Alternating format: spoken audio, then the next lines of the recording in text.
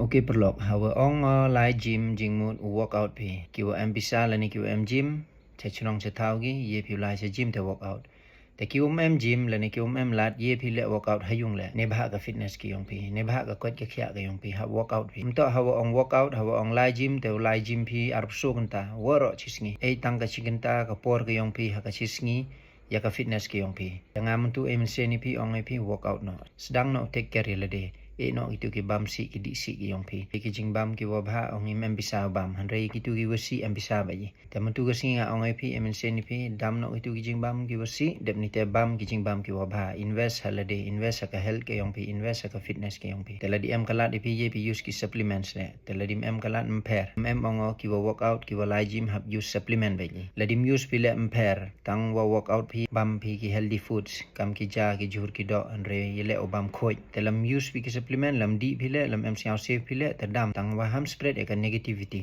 ki wo ong phi ka supplement mem safe ko ya ki vi la ne ka supplement si ko hawa hi tu mem tho ko si ko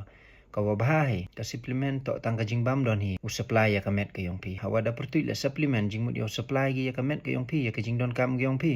mto ki jing bam gi wasi han re ku tu ka ket secret da tho ko tu di yo phi yap di yo phi kujut tang mem ong i ka si ko ite da ong phi perlok ham chora kam gi te ki mindset ham spread ya ka head ham ong re ka supplement si ko lam di phi ka le pair ham di ngam em ong phi di em open body phi di tang ham spread ki kam bom to ham ong re ki ba si ko ne tang hi ko si da ong phi bha ka ne te change ka mindset phi na do man tu ka singi le workout le phi nu nu le pair focus ka fitness ki yong phi to blai daw chem singaw bha phi me take care phi ka ni ka temple ka yong mem chnaw blai ka ni ka met ka yong i yo pen jot yo pen si ka an re yo te yo pen bhai ka te me le phi ki kam ki wo bha me take care phi ka health ka yong phi me bam phi ki chim bam ki wo khoj u blai daw chem singaw bha phi te daw kur khu ya ka jing em yong phi le to ke prolog ni chem na ni bye bye take care god bless you